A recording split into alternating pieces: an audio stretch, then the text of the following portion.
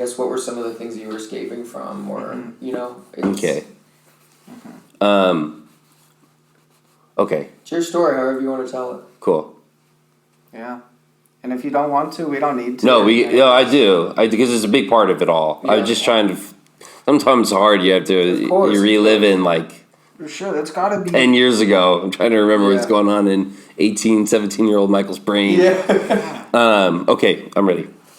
Hey guys, thanks for tuning in to the first episode of The Turning Points. Here at Origami, we're normalizing self-care by normalizing the conversation. And what does that mean? It's having raw, authentic conversations with people, staying in touch with friends and family, hearing about the highs and lows of their life, understanding the journey and what has gotten them to where they are today. We are excited to announce that we did it with one of our oldest friends, Michael Pamer. We had a beautiful, vulnerable, raw conversation touching on things from addiction to sexuality to mental health and self-care. I know that we learned a ton from this, so much. And we're excited to pass that on to you guys. So without further ado, The Turning Point. The Turning Point. The Turning Point.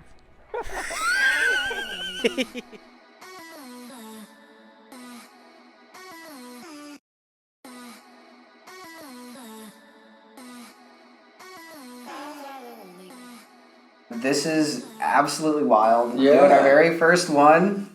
Crazy. First podcast? First podcast. Look at us. First Turning Point. Turning point of the series. Cool. Yeah, I like it. We've been messing around on our couch and doing a bunch of, we've actually done a couple here, but this is our first real official, dedicated segment. Yeah. Well, I feel very blessed you having me on today. Yeah. I'm excited. This is cool. Yeah. Reconnect with some old friends and kind of what happened in those 10 years of us, leaving high school into now. Yeah. So that's cool. It is wild to think you do realize what we're approaching. The decade? Do the 10-year reunion. 10-year reunion. Are we going? I want to. We should, right? I don't even know about it. Who plans this stuff? Do I get a text? Do I get a DM? Patrick Brennan must. He okay. was our PTA president. Was he? Or not parent. Was Carol? What about Caroline K? She was involved in the mix. somewhere in the ASB. So we'll be getting a letter in the mail sometime soon. You think it'll be a letter? No, I'm kidding. There's no way they could track all of our addresses. I think it'll be like a Facebook group, and then everyone just gets mass invited. How much effort do you think they put into getting people into these? Probably. I bet she's been playing this since the day we all threw our caps in the air on graduation day. She thought she's been thinking about this every day, 10 years. I think that's like a rite of passage. Like, listen, this isn't high school. It's not for high school days alone. Right, exactly. 10 years, and then that's when we're back. Well, what's funny is they're going to be using Facebook, yet no one uses Facebook anymore. Yeah. So hopefully they changed it up. Yeah. Maybe an Instagram DM. Yeah. We'll see. Oh my god. You know what's even weirder is the 20-year. No one cares about that. Let's see if we make it to 20 years. Yeah. That's a long time, you know? Is. Some crusty people that go to the 40 years. 40 years? At the senior center? Yeah. Actually, people do go back to that. I don't know. I think my grandpas have been back to their, 30-year, 20-year, whatever. It's a long time. But luckily, it didn't take that long to run back in. No. Very, very good. Yeah, so it's been wild. We grew up together. We were in Boy Scouts. We all just did young, boyish things, different field trips. But reconvening in our adult life was great. The greatest accident. We've run into you where was it? Rooftop? The Rooftop Lounge. Yeah. So random. And I think that sparked it all. I remember when we ran into you, it was you were this beacon of light. You were just so happy. I was like, fuck yeah, let's go. How are you, Michael? Yeah, well, I was stoked because there's some people you see from high school that are, okay, that's cool, good to see you, we can reconnect. But two people you've known since the second grade. LNES, baby. We were the first, we kicked it off. Yeah. That elementary school wasn't even there. It was dirt. It was. I remember pulling up with the bikes, and it was dirt. Yeah. And then building that school. So I feel like there was a different connection when I saw you again at that restaurant. Yeah. It was these are literal day ones. Oh yeah, and then you played volleyball with Hayden. Yeah. So you go back with all it's really cool to see some old friends from that long ago. Absolutely. Yeah, is crazy to think back day one of when I think back to those younger years, I don't think of it as like me or us. Like it literally feels like that was a different book series. Like that's another version of a character. Absolutely. Yeah. Oh, totally. We've lived like a bunch. I mean, we're so young still, but I feel like we've lived multiple lives. I guess that's just how life goes. You know, little chapters. 100%. Yeah. I feel like the people we were that day, we're no longer that person. Yeah. But the love and like that familiarity is still there. Of course. The souls are still there. You know. That's beautiful. Yeah. That's beautiful. Maybe that's what kindled our conversation right outside of the sauna when I wasn't going to the gym that day, and that's why I know that there was some fate with that. Yeah. It's like, I'm lazy. I'm not. And then I think Austin's been the best at getting me to go. So our best friend Austin. Okay. He's always the one that's like, come on, let's go to the gym. Okay. And luckily we went that day because right when I was walking in the sauna, you were walking out. Right. And that was just the coolest experience. Haven't seen you in at least a year prior to that, if not a little Absolutely. longer. But the thing that I will never forget, because it warmed my heart on a day that I was feeling so cold, was you came out and you were so encouraging and appreciative of what Connor and I have been doing with origami. Yeah. We barely know what we're doing, but it means so much to us. And when an unsolicited comment tells us that we're on the right path, like, shit, man. Absolutely. It made me feel incredible, Yeah. and I appreciated that so much. Well, I don't even remember how I followed your page. Yeah. I don't even remember how I got there to following origami on Instagram, but I did, and I really enjoyed what you two were doing on there. I thought it was real. You know, you go through Instagram, whether it's between the women or guys or whatever, when you're scrolling down, or funny memes. It's all kind of just distractions. And then maybe one day I just scrolled and I remember seeing something that felt authentic. Real. Which is a seed that you don't really see on platforms like that. Yeah. You know, so it wasn't hard to point you out when I followed the page. And then there's some of the incredible messages you post and the amazing testimonies I hear. I mean, it's just I knew right then and there I would have a conversation with you one day. Yeah. About where I am and what I was doing and who I've become. Absolutely. Yeah, I mean, and that's like kind of been, and we basically just stumbled on this whole, I guess, path on that is really just, we realized like our true north is like having real, raw, authentic conversations and telling people's stories and showing others that there is another side. And like, you know, with a little bit of work, they too can, come out a little bit better on the other end. Absolutely. Totally. And this, like the Turning Point specifically, is a type of interview that we wanted to do for so long. So another sign that we were on the right path, when you came out, oh my God, it's so good to see you. I love what you guys are doing. Dude, I would love to, sit down, chat with you guys, share my story. I'm like, how did you know? That's exactly what we want to do. Fate. That's so cool. So it kind of makes sense why we're here right now talking about it. And Absolutely. it's just a very surreal feeling. Yeah. Everything lines up. It all did. Lines up. Because I don't ever go to the gym either. I just started. I was like, all right, I've gained too much weight on these antidepressants I started taking. Yeah. So I was like, I need to start going to the gym. And then we kind of just ran into each other on days when we normally aren't there. It's all supposed to be. And this what's the conversation was supposed to happen at the right time. Yeah. Yeah, I mean, I think we've realized through this that everyone has gone through low points, high points in their lives. So I guess, talk to us, while we're here today, why we are here today. It's like, talk to us about some of those low points. What did old Michael look like? What was, rock bottom? And I guess just talk to us a little bit about, like, your past and any struggles. Well, when we graduated high school, this 2013, I had just started kind of experimenting and partying a little bit. It was just drinking, just having a good time with friends. That's all it was. I noticed maybe an addiction was kind of beginning because it felt so good. Yeah. And maybe in hindsight now you look back like, oh, I was drinking so much because I couldn't stop when I started. But, you know, you would take days off. It was just the one night benders, and then you would get back to work and just wait for the weekends, become weekend warriors. Thing. Right. Yeah. Totally social thing. It wasn't something you wake up thinking about drinking in the morning. It was kind of just, you're out having fun on Friday, Saturday. I run our college years. And it seemed I was about 22, 23 years old. It was my 23rd birthday. I had experienced a really bad blackout from drinking. And I had blacked out before. Several times. So I just woke. Yeah, I just woke up like, another night of not remembering what the hell happened. You know, the scariest thing. But something happened. It's about 24 hours later. I wake up and all of a sudden I'm feeling this physical uneasiness. It was also in my mental as well. Something was off. I could feel it. Yeah. Something wasn't right.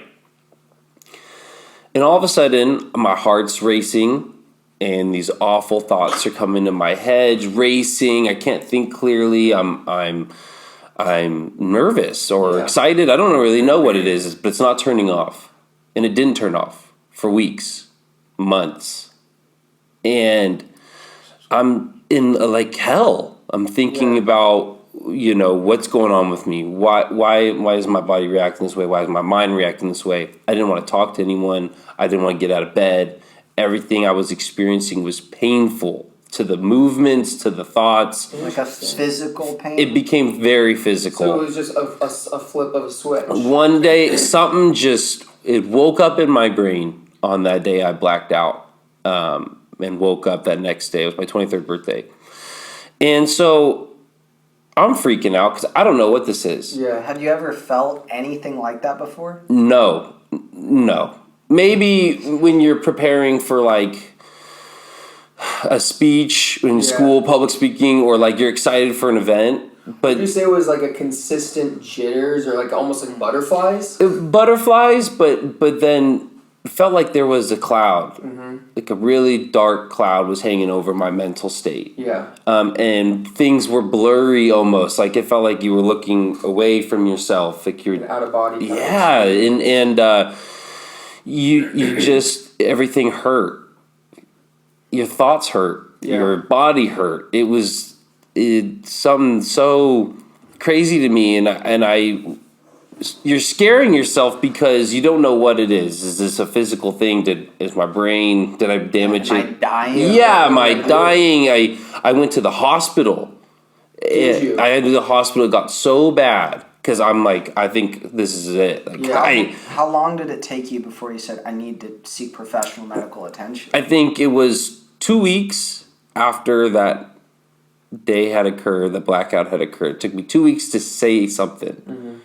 I kept going about my life, trying to be the same Michael, but people were noticing, hey, something's up with this dude. He's not. There's no light behind his eyes. There's nothing. He's just kind of, looks like he's going through the motions. My mom was really concerned, but I kept pushing it off because I was ashamed. Like, it had occurred from something maybe I was drinking, and I didn't want to scare anybody. But about 2 weeks in, I realized, wow, I cannot do this. This is unbearable. And so I told my mom, and my heart's racing, and we're doing my vitals, and she's nervous. And I'm freaking out. and I got, we went to the hospital, and I go in, and my vitals were totally fine. Everything was okay. And I'm like, there's no way. Like, I'm dying. Yeah. And the lady said, hey, have you ever experienced anything called anxiety? And I'm like, oh, I've heard of anxiety. Yeah. I've gotten anxious before, but I don't know what like a state of anxiety is. I've never experienced anything like that. I didn't even know what that was. And she's like, I think this is what you're going through. Yeah. I think your body turned it on and it hasn't turned it off for whatever reason. She gave me, the girl in the hospital gave me some Ativan, which is like a sister drug to Xanax. Okay. And said, hey, if it gets really, really bad, take one of these. Yep. So I was at work that week and still miserable, still living with whatever this anxiety is, or even if it was that, I don't. I don't know what it is. Like, oh, I'm living with this now. It seems like forever, and this is life, and this is awful. Yeah, this is now life. Yeah. I've accepted my fate. I'm dealing with anxiety or whatever it is, and But now I have this pill. and now I have an emergency pill. Yeah. I thought it was going to be the save all. Yeah. No, not at all. When they first told you that this was anxiety, was there any bit of like resentment or disbelief? Like, how the hell could I feel like this? I wanted to make sure that was still on. Yeah. Like, how could I feel? How could this just be anxiety? The physical sensations that I'm feeling. This can't. So you're just telling me it's all in my head? Is there anything like that going on? Absolutely. Yeah. When the nurse, you're all in the hospital bed, I'm laying out there checking my blood, EKG, doing all my vitals. And I'm sitting there expecting the worst news, like you're gonna die, Cancer. terminal, terminal. and they come in, anxiety. Anxiety. I'm like, she's like, this happens all the time. Don't worry. Like the shit moms get. Yeah, I'm like anxiety. Like I'm like when I'm about to do some public speaking or I got a big exam tomorrow. Like no, that's not what this is. This is something. This is a monster. Yeah. And she said, "Oh, don't worry. This happens all the time. People think they're dying, and they come in, and and then they go home and they're fine." I said, "Well, I don't know about them, but this isn't what's happening with me. Yeah. Like I don't know what you did with them. Yeah. Lobotomized them in here, and they were fine after, but I am not okay. This is terrible." And so. Weeks go by, and I try taking this Ativan when it gets really, really bad at work, and it's taken away some of the anxiety feelings, but replacing it with like supreme depression. Really? Like it's substituting that anxious feeling for the world is ending. Yeah. In my brain, such a weird reaction. So it just numbed you. Kind of. It numbed that awful feeling, and then filled it with just dark. So deep it didn't thoughts. even numb it; it replaced it. Yeah. It did numb it. More replaced with, like, I guess you'd call it depression. Yeah. I had never experienced depression either, So but I could feel that this is where this was going. Melancholy. So 23, you wake up after your birthday, after the blackout, and you begin to experience the first ever state of anxiety. Which Absolutely. begins a state of depression. Mm-hmm. That has got to be terrifying. Yeah. 23 years old and never experiencing anything like your heart is going to explode. Absolutely. Like the weight of the world is crushing you. And you feel like isolated. Yeah. You feel alone. Absolutely, especially since you've never experienced that before. So coming out of this, this state where it's like, oh my God, like, what is this feeling that I have? And you go to a doctor, and then they give you a pill that turns on another experience that you never had, and you're like, what the hell is this? Is this life now? Like, what's the lesser of two evils? Like, I want to jump off a bridge, or I want to like sleep forever. 100%. That's where your mind goes instantly. Is this now whatever is going on in my brain? Is this worth fighting for? Yeah. Is this a life I even want to live? This is miserable. Yeah. This is hell on earth. And I don't use that word lightly. Yeah. It feels like you're in a hell. Like if anyone's had a bad trip. Yeah. On like, I don't know, any drug, psychedelic, anything like that. That bad trip was me 24/7.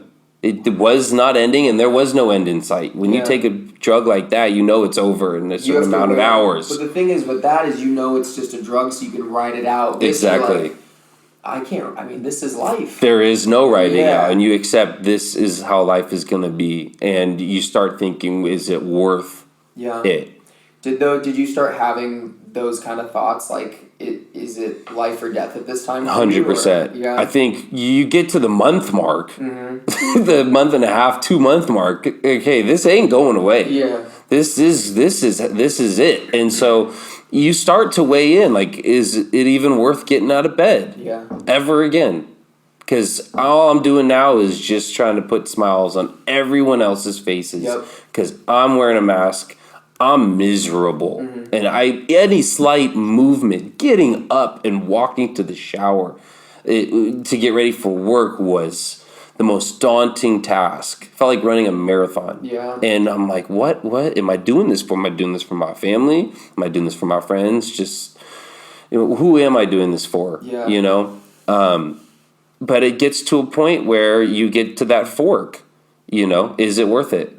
And for me, you know what? I'm gonna go. I'm gonna keep going. I'm not gonna give up. Yeah. That was ultimately the attitude I adopted. What was your like light at the end of the tunnel, right? Like what was your driving force? The one that like obviously it sounded like it was hell to get up in the morning. Like what kept you going on a day-to-day basis? The weight of the world is on you, and that's how you feel. Is it really? No, but you feel like there's so many people depending on you, and ultimately it wasn't for me that I chose to get up and want to fight. I think the light at the end of the tunnel was my family. Absolutely. And my friends, and how much I loved them, and how much I wanted to see a smile on their face, and how I knew I could do that. I could do that. Old Michael could put a smile on anyone's face. Oh yeah. You know what I mean? That's how I personally you were felt. Always the life of the party, you always lit up the classroom. Let's say. And I'd say that probably added to a lot of my anxiety and stress because I wanted to keep being that guy. But I was injured. My brain was injured, and I didn't know it, and I didn't know what was going on. Hindsight is my brain was injured. And instead of, at the beginning process, the first 2 months, instead of treating it like a broken bone, like a broken arm, and you put a cast on it and you let it heal, instead I was just walking around with a broken brain. Smacking everywhere. Smacking everywhere, only hurting myself. Yeah, that's a really good analogy. Not promoting any sort of healing whatsoever, but a out-of-van pill that I thought could help me for 6 hours, and it just made me depressed. It's like you snap your arm in two, and you're just taking pain pills and walking around with it, repairing itself in its broken form. Exactly. When you were going through that, was there a specific moment, a single conversation with yourself where you did decide to take that left or that right at the fork? I think waking up after a deep sleep was the only thing that made me feel normal. Yeah. I couldn't wait to go to bed. And so I think the best opportunities for me, and I realized through this process, was right when I woke up. My body was still relaxed enough where I could think clearly for, it could be a minute, could be 45 seconds. It was like a mad dash for clarity for a second before it came down. Exactly. And in those morning times when you first wake up and you're thinking that you have the hope, is it gone? Yeah. That's when I realized during that time of hope, I have so much to live for. Yeah, that's really good. I have so much to offer and so much to give of myself. I'm not done. 23, I have a whole life to live. You woke up and you knew like deep down, authentic Michael was there still. Yep. You're going through something, you don't know what it was, but it was causing this torment on your body and your psyche. Absolutely. And I want to go back and touch on, you came from an amazing family, like the family you had and the support system being a driving factor. That's huge, right? And a lot of us, we're very lucky to come from a similar, background. But we all have our demons. We all have reasons why we've all gone down slippery slopes.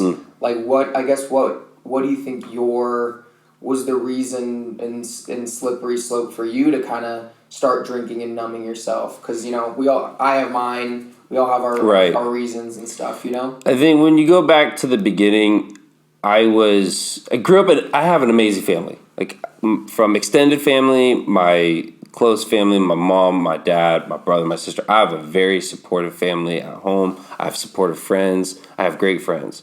And I grew up as a Christian. I was baptized when I was 14 years old, as a freshman in high school. And I made a lot of incredible friends when I was involved in a youth group in high school. It was called Red Door. And through those 4 years of high school and doing that ministry, high school ministry, and being with my family, I felt maybe I was a little sheltered at the beginning. Yeah. You know, 14, 15, 16, 17, I was so involved in the church, but felt like my home life was a little bit, would you call it, like sheltered? You know, I wasn't allowed to go out on weekends. My best friend was my brother, my younger brother, because I wasn't allowed to. Robert, Robert, and the best. Love that guy. But I wasn't allowed to go to town center on a Friday night growing up. You know, to go see movies with the friends, where potentially. I never realized you were that. It was in that bubble. It was a huge bubble. Yeah. And I was in this bubble. I was not allowed to go out and go to parties in high school. I wasn't allowed to do any of this stuff. I was very sheltered. Everything was bad. Stick with the church, stick with your family. That was pretty much what I grew up in. And so about 17, some of my Christian friends had wanted to try out drinking and partying and experimenting, because we saw all the other high school kids doing it. And we're like, well, they look like they're having so much fun. Let's try it. Yeah. And I, was interested, down. My friends were going to try it. I'm a people pleaser. I'm like, oh, my friends want to do it. Like, what's the one time? And I try it. I try drinking on a Friday night at a high school party, and I loved it. Yeah. Like, my blood loved it. Yeah. What was your first drink? First drink was a Coors Light. I hated it. Hated the drink. Yeah. Disgusting. I remember going into my friend's fridge, grabbing a Capri Sun, and was chasing my Coors Light with a Capri Sun. That's how much of a baby I was. I hated the taste of beer. But after 1, 2, 3, I started feeling really loose. Yeah. Like Michael on steroids. And I'm just a goofball. I'm laughing. I'm having fun. It feels good. Yeah. Later to find out that genetically alcoholism runs through my family. And so I'm feeding, it's like that scene from Finding Nemo with Bruce. Yeah. And he gets a sniff of Dory's blood. And originally he's like in the AA group of we can't eat fish are friends. And gets the whiff of Dory and goes hunting. That I didn't know that's what I awoke that day when I was 17. It's a real thing, man. I have a lot of alcoholism in my family. Yeah. And it's like a beast that gets awakened, and it's hard to tame. And you don't know about it. Yeah. I didn't know it was there. You know what I mean? I had kind of been sheltered, growing up, and so I didn't even know the risks of what I was doing. I just saw people were having fun. That's what I thought, on Facebook and Instagram, and you hear the stories at school. So I wanted to try it, loved it too much. And that's, I think, from that day forward, you started drinking. And even when, I feel like after that period started, you start drinking, you start kind of going to more parties, you start kind of falling away from the faith a little bit. Yeah. I feel like I didn't, at the time, realize I was escaping from stuff that was going on internally. I guess what were some of the things you were escaping from, or, Okay. Okay. It's your story, however you want to tell it. Cool. Yeah. And if you don't want to, we don't need to. No, I do. Because it's a big part of it all. Yeah. I was just trying to. Sometimes it's hard. You have to. You relive in like. For sure, that's got to be 10 years ago. I'm trying to remember what's going on in 18, 17-year-old Michael's brain. Yeah. Okay, I'm ready. So back in high school, when you start the drinking and I start, realizing, hey, this is... You're slipping from your faith. Yeah, I'm slipping from my faith. This is a big beast. Now knowing it's alcoholism. Yeah. Back then I didn't know what my blood was doing. It was desiring drinking. I look back on what, at the time, my youth pastor would say people use and drink and do drugs because they're trying to escape. Yeah. And at the time, I didn't feel like I was trying to escape anything. I was just having fun. Yeah. And when you look back on it, I think the only time I drank or only when I drank, I had a desire to talk to women. Interesting. I didn't have those desires in me. I was in the closet. I was pretending to be straight. And when I drank, I felt the desire to, act on being with women. Interesting. And so I drank a lot because everyone would always ask me, "Where's the girls?" Like, Michael, you're a good-looking guy. Like, why don't you have a girlfriend? Yeah. And so when I would drink, I would then try and prove in that state of confidence and like under the influence. Oh, I can get with girls. I like women. Yeah. Try to convince myself like I like women. Yeah. Did it make you feel normal with people saying, "Oh, he's a good-looking guy, he's friendly," they have these expectations, then you get that desire, like, okay, this is how I can please my friends, please others, Absolutely. be the right person. And I always, in my mind, it's so distorted, but when I would drink, I would go for a girl, and in my mind, I would know, okay, it's been a month since I've been with a woman. Yeah. People are probably going to start asking questions again. Let's knock this off the checklist. Yep. So I would go and hook up with whoever I could. Yeah. Just so I had the story, I had it all, kept the disguise, kept myself, because I was so scared of really showing who I truly was.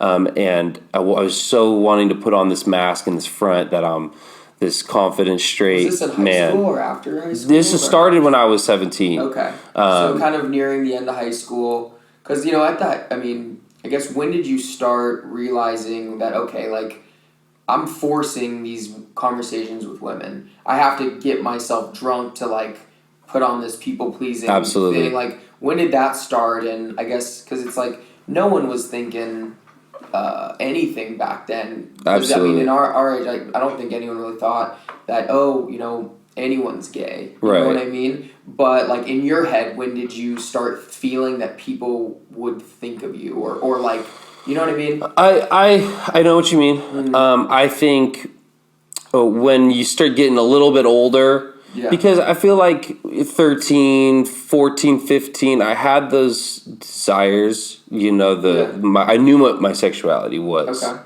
However, when you're that age, no one's really looking for it. Yeah. You're still, a lot of people haven't even had their first kiss, or first girlfriend or whatever. So I think once you start getting 16, 17, all your friends are losing their virginities.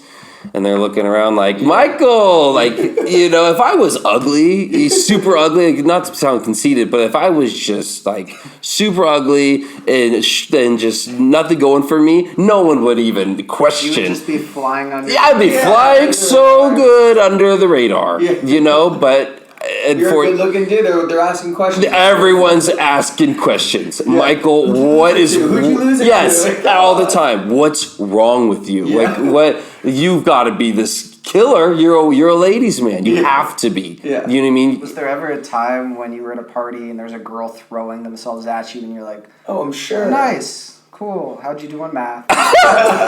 All the time. Yeah. All the time. You require a few more drinks. Yeah, you're like a 6 or 7 shots in. Kind of a situation for myself. But it didn't matter. At the end of the day, if my time had come, my month or 2 months had been up, and people start asking questions again, I had to knock something down. I even got in full blown relationships with women.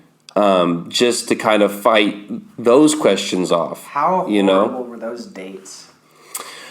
Not terrible, because I genuinely liked them as humans, friends. It wasn't terrible. I didn't try to date anyone that I just despised. I genuinely had a lot of care for everyone. They're like a really good friend. They made me happy. They made me smile. Was I sexually attracted to them? No.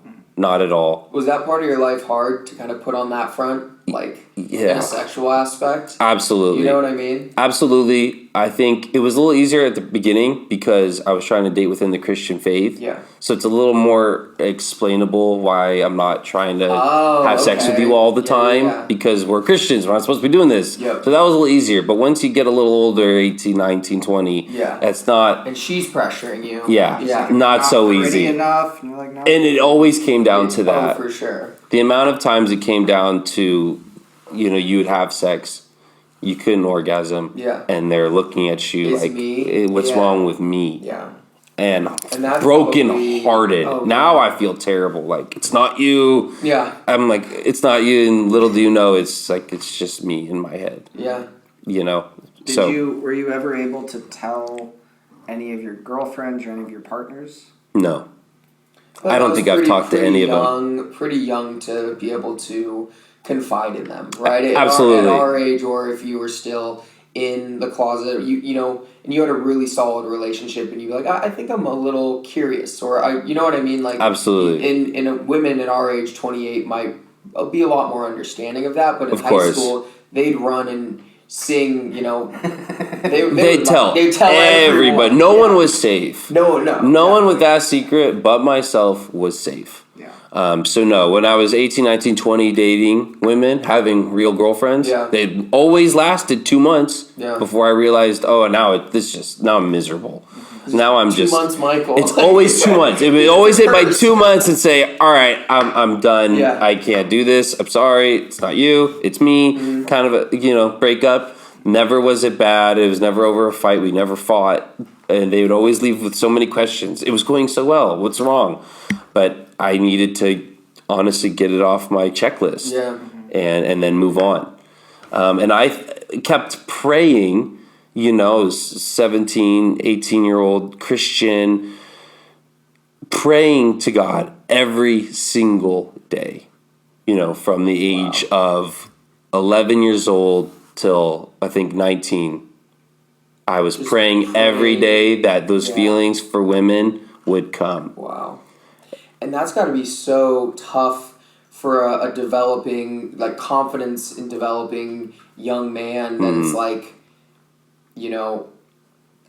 trying to pray that you change as a person. Absolutely. And do you think that has a lot to do with, like you said, like the potential drinking and the slippery slopes and trying to numb certain aspects? I think so. I think those are all contributing factors into why I drank.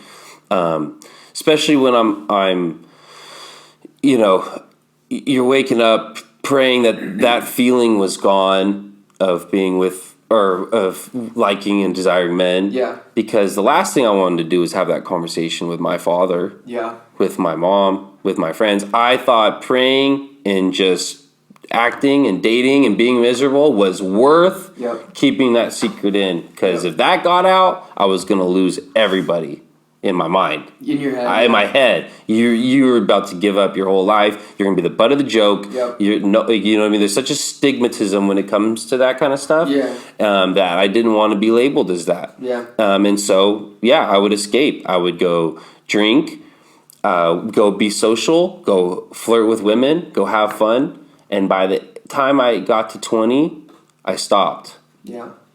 2021, I had stopped. I had given up praying. Gave up on praying. Yeah. I said, God, clearly I'm not in your cards. Yeah. You're not listening to me. I'm out. Yeah. And I walked away from my faith completely. Mm-hmm. And then I stopped the attempts at dating. Yeah. I knew those were futile. That desire was never going to change. So I said, I'm going single, and everyone's going to ask me. I'm just going to say, I'm just focusing on me, and I'm never going to get married, and it's just going to be Bachelor Michael forever. Because it was that hard to rationalize coming out that maybe you would lose your family, or you would lose a lot of your life that in reality would never happen. No. But like in your head, that's absolutely. That was the case. My whole life would have been gone. Yeah. The whole life I was living in my head would all be gone. Little did I know it was only in my head. But when you're in it, your whole life, you have this deep secret that it consumes you. It's your whole identity at a certain point. And all of the moves you make and actions you take are all based on that one idea, one thought that was in my head. So gave up on the dating at 20, 21, and gave up on God, walked away from my faith, and decided to go just drink it. Drink it away, go have fun, escape it on the weekends, eventually turning to weekdays, just partying all the time. So you didn't have to confront with what was really going on inside. Wow. So was it like same day you decided to stop going for women, to just be single Michael, Yeah. gave up on trying to change what it was, I'm just going to drink? Like, or was there a little bit of a gap and then the drinking started to build up more and became the daily occurrence? So the daily occurrence didn't come until COVID Yeah. came. That's when a lot of people got hit hard with. Yeah. I think all my addictions all came to one big, halt. Yeah. Because I was really still trying to hold jobs. Like, I was working hard. I didn't know what I wanted to do in life, but I felt if I had drinking every single day, like during the day, I wouldn't have been able to make any money. I wouldn't have been able to pay for rent and things like that. So I viewed work as that's my break. Yeah. Work, don't drink. Yep. You got to make my money. Then after, go have fun. Because I wasn't trying to escape that reality during the day. No, it I was wasn't a constant thing. Well, I was just occupied. When you're at work, I feel like that's when most of my anxieties are gone because I'm so focused on one project. Yep. So I worked doubles. I worked 2 jobs. I worked so much because I wanted to get my energy into that. And the second you get off, you go party. Yeah. And you party hard. It's a good energy to focus things, though. At Yeah. least you had that mindset where it's like, okay, I can't sustain this constant drinking. Like, Yeah. I obviously have to still be a successful person in life, and like you channeled that energy towards your career, and obviously it's been very successful. So it's like, how was that balance? Going from because I did it too. Right. Balancing this act of like, I'm just a good person. I'm like a great guy. Like I'm just always trying to do the best thing, but then when the benders hit, they hit and they hit hard. Hard. Yeah, and it's like So hard. And then you're like, okay, like it's almost like Hyde and Dr. Jekyll and Hyde, and that's how Absolutely. I felt too for a while.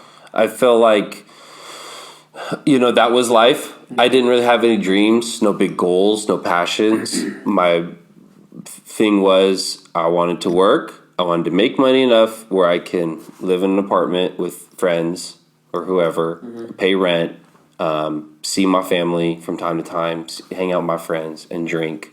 But there was no end goal. Yeah. So it was kind of just working just to work and see if I can rise up in something I do and find something I do like. Did you want an end goal? Was there a desire for an end goal? No, I didn't have a desire. I didn't have a dream. I didn't have anything. I just wanted to. You just kind of go through the mode. You were going through the motions at the time. And I was going and working at places that were fun, that I was having a good time, laughing and meeting new people. I wasn't working anywhere that was super corporate or anything that was like you're isolated at work. So to me, it was just a playground. Yeah. Subconsciously, I mean, there were really awesome jobs that were also fun. Like we worked in the restaurant industry, and it's a very fun, like tight-knit culture that you get off work and then you can have some fun together. Absolutely. And also it's kind of okay to show up a little bit hungover, or maybe it like might have facilitated a little bit of the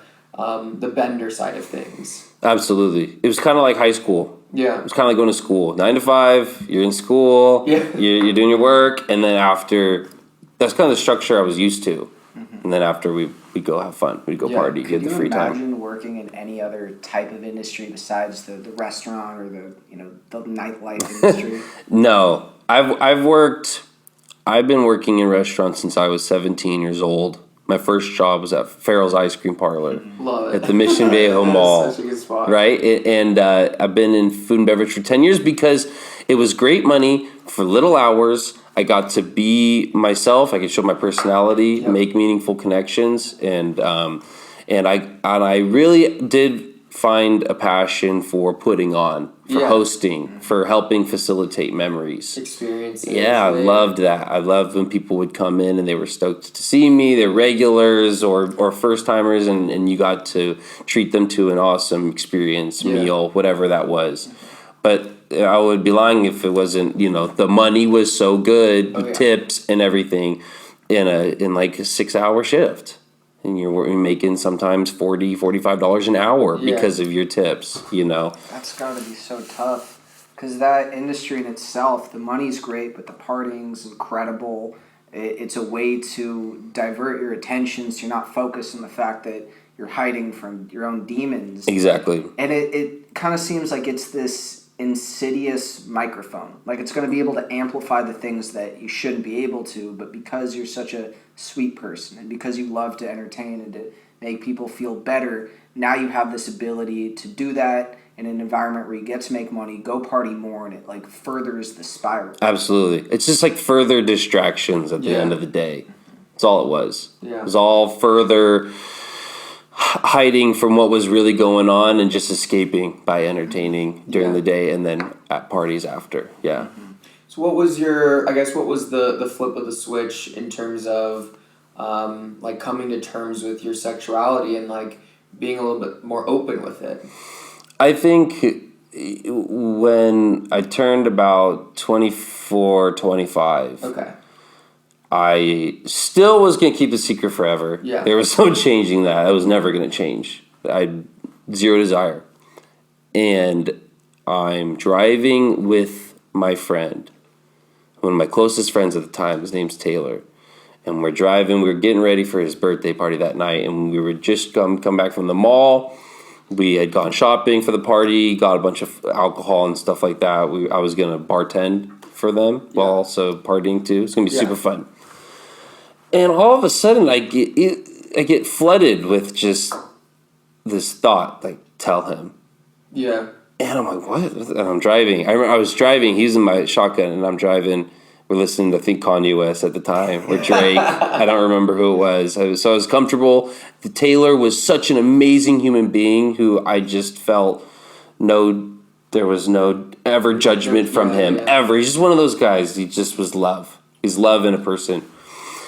And I'm driving, and something's telling me, like, Taylor's safe. This is your time. He's safe. Yeah. He's safe. If you're going to tell someone, tell Taylor. He'll never tell anybody. Yeah. You're verbalizing it for the first time.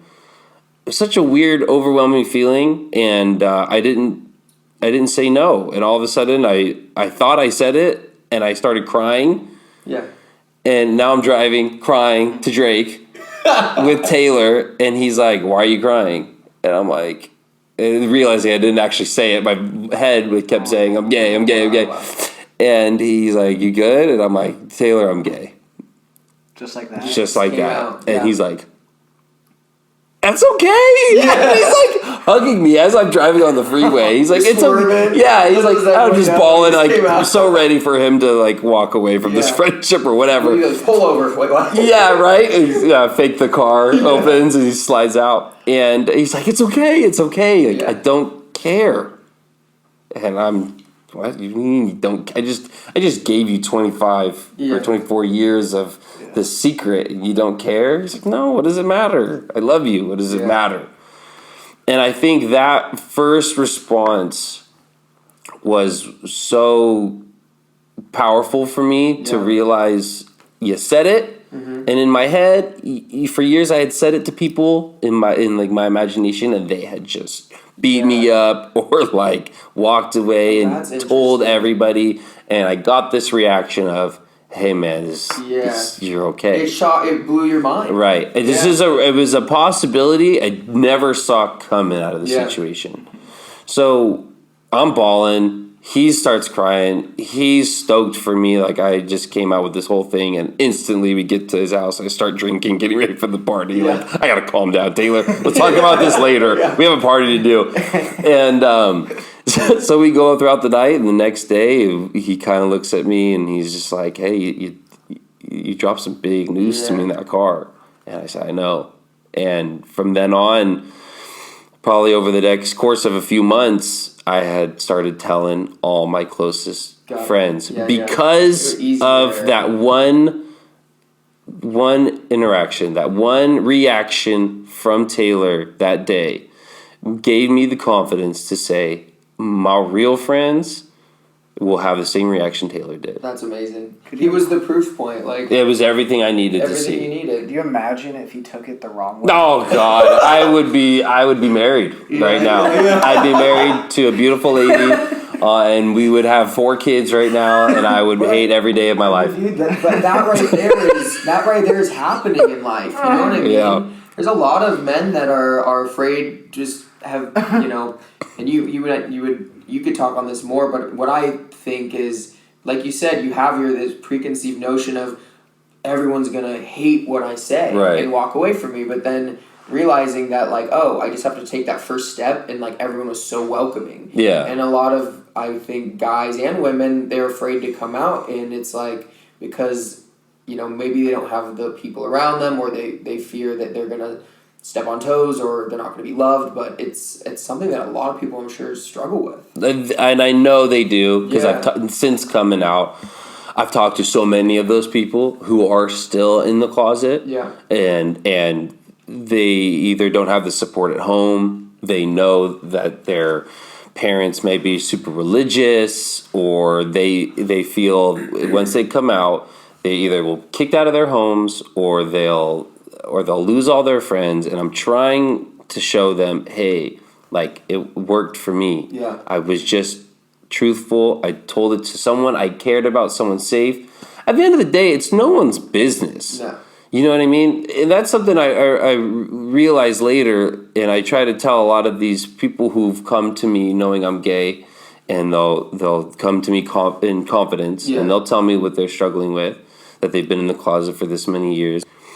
And I always tell them, hey man, at the end of the day, this is no one's business but yours. Yeah. And if people ask you questions, it's okay to be like, hey, I'm just doing me. Yeah.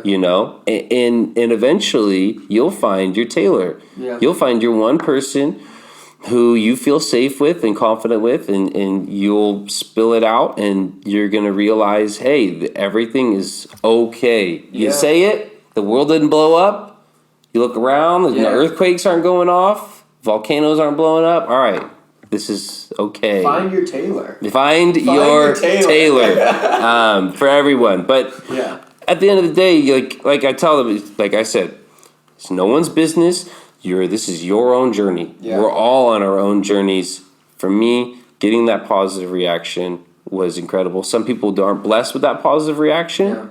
Yeah. Sometimes people do tell their families, and they unfortunately kick them out of Yeah. their house, or some people, they don't feel safe until they're a certain age, until they're living on their own, and maybe that's the answer for them. But at the end of the day, you're only going to be miserable if you keep all those internalized thoughts and feelings Yeah. and to yourself. It's only hurting you. You can live with the truth. You know what I mean? Live with the actions. Live with what happens after you come out. Everything's going to be okay. Yeah. Ultimately, it will. You might go through some struggle. Might be awkward for a couple exchanges. Yeah. Might be tough. But ultimately, It'll make you stronger and happier. and everyone's going through their own stuff. Yeah. Ultimately, no one actually cares. Yeah. They all have everyone's got their own lives. Mm-hmm. They have their own things to think about. They have their own obstacles. Ultimately, Yeah. what you do, they don't ultimately care about it. Yeah, if anything, it'll be 10 seconds of possible gossip, and then they'll never think about it again. Exactly. The most frightening part is, but what if they do care? Like, what if this is the thing? And that's terrifying, because then Yeah. you've filtered out somebody that you think you should love or you think you should care about, but they don't love you enough, or they don't have the perspective where they can accept that into their view of the world. I think that might be one of the most terrifying parts. Yeah. Is like, you even getting to the point of, I love myself, I'm okay with this, and telling people, but what if I lose my best friend, my brother, Yeah. my parents? And that happens. Yeah. I've been slapped. I was once slapped when I came out to who I thought was a friend. Really? They're not all butterflies. Slapped? It's Yeah. not all amazing. I didn't lose any real friends now that you look back at it, but I was hit by one person I came out to. Wow. And that was something that's in my mind. That says more about Yeah. you No than me. specifics, but like guy friend. Yeah. No. Guy Like, friend, how was their name? big macho Yeah, dude yeah. who was the big guy, and I Probably insecurities. They're like, what have you been hanging out? You lust like me, kind of. you bullshit. probably Yeah. a million things going on Yeah. through his head. Yeah. The stigma, get away from me, whatever it was, slapped me across the face, and I looked at him, and I said, You're not a real one. yeah, I said, hey, if you have the right to feel the way you do, But ultimately, like, if you're not gonna ride with me, Yeah. then we can no done longer here. be friends. Yeah. How do you even keep your composure after somebody that you view as a good friend, if not a best friend, has not only a bad reaction, but almost as bad as it gets? How do you keep your composure during that? You know, at the end of the day, when you're coming out, you do know, like, there are some people like that. You clearly expected some bad reactions. You expect some people to have a negative reaction because you'd be ignorant not to think something was going to happen. Mm-hmm. You know, physically, maybe not. Yeah. Maybe there's just a quick unblock and they never talk to you again. You know, or maybe they talk behind your back poorly, or gossip, or rumors. So ultimately, you have to be prepared for a lot of ignorant people out there. Yeah. And if they choose and want to stay ignorant, then unfortunately they're going to be living with a lot of hate in their heart, and that's only hurting them. Absolutely. It's not hurting me. You leaving, you slapping me and no longer wanting to be my friend, at the end of the day, how I justified it in my mind was, then you don't deserve to have me in your life. Absolutely. Because I feel like I'm an amazing blessing to have. Yeah. And if you choose to walk away because of who I, think about when I'm alone, you know what I mean? Yeah. Or who I date, Yeah. and it's the things that don't even involve you. That's how you feel. That you're lost. Yeah. That is your loss, because you just lost out on someone who really loves and loves hard. Yeah. Yeah, and that's a reflection of their own insecurities and immaturities, and that's not a real friend. Yeah, that's all right. Very few once you start getting older. I think you guys can attest to. Your circle gets real small, and that's all I need. I think it's hard because it's so easy. It's true to say there's a lot of fake people out there. There's a lot of shallow relationships. Mm-hmm. I don't think that means that most people suck. I just think it means it's really difficult to maintain close relationships. There's only so many that you could have. So it's like at a certain point, maybe in different circumstances, that person could be your best friend, your business partner, your confidant. But in the sake of what's going on right now, they just don't have the time or the energy. They're doing other things. So Absolutely. Or they're just not open-minded enough to or they suck. you know what I mean? But to each their own. We got to enjoy the few that we do connect with, and we got to keep them and protect them. Because there's a few, my family and a couple close friends, and I nourish them. I love them. They won't go. So Absolutely. once you find them, don't leave them. Don't lose them.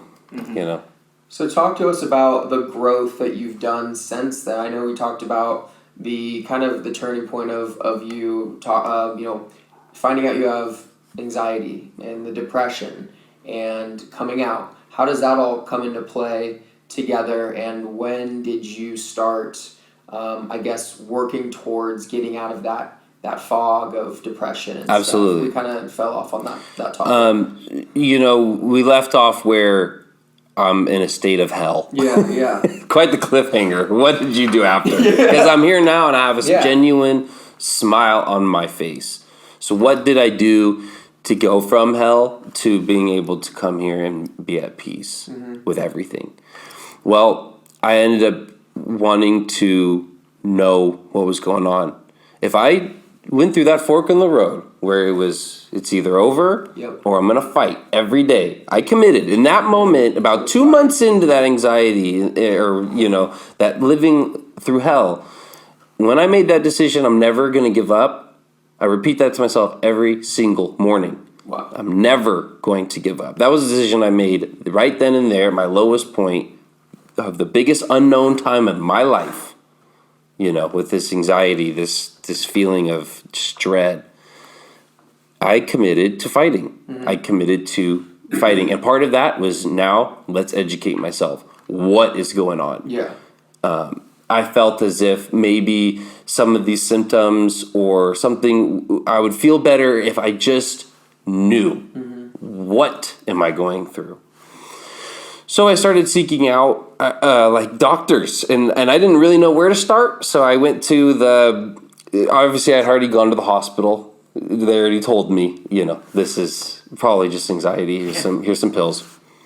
I went to the walk-in clinic. Medical professionals. Yeah, the medical professionals. Right, cool. I'm sure, and potentially that could help some people. Yeah. Maybe it holds them off. For me, Ativan, Xanax, Yeah. didn't react with me well when I was going through those symptoms.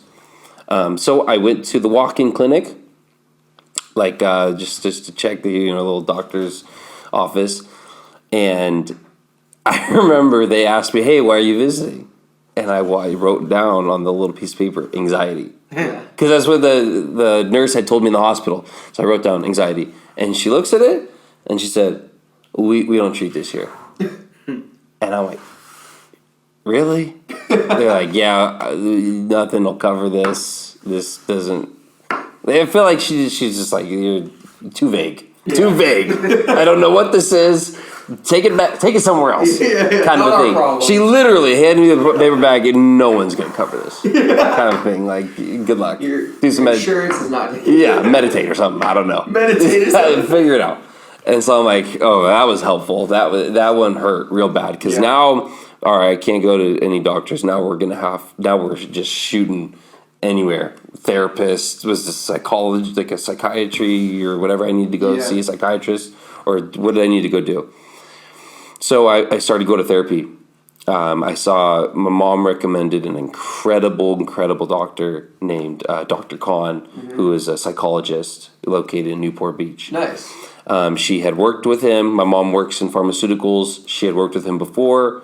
He's an incredible guy, and she felt like I would benefit from meeting him. Meet with him, and it's kind of set up for people who don't know, therapist and then a psychiatrist, what the difference is. It's a lot of the same, but psychiatrists are able to prescribe medications. It's like a level of doctorate, if you will. Medical degree that they have. Absolutely. So they incorporate, when I met with him, they definitely incorporate a lot of therapy, but also are able to help you medically as well. So I meet Dr. Khan, and within the first hour of explaining to him what happened, he goes, all right, I've seen this plenty of times before. I know what this is. You are going through anxiety. Yeah. He said, after the first hour we meet, he says, sometimes at the age of 21, 22, 23, early adolescence, it's very rare, but some people have a disorder, could have any sort of mental disorder. Yeah. That's dormant in their brain. Now, that dormant disorder that's been there forever could just come out on a really big turning point of your life. It's a genetic disorder? I guess, potentially. Dormant in your brain. Is a dormant disorder. Or how some people you hear they maybe take a drug and it awakens schizophrenia. In reality, a lot of the times that has been in your brain. That has been those disorders are there. They just aren't awoken. They're not awake. He tells me this happens sometimes. Whether the turning point for a lot of people could be a really bad breakup. It could be a death in the family. Yeah. That triggers that for me. Some psyche moment, right? Big moment, big psychological, traumatic experience. Got it. Could wake this up.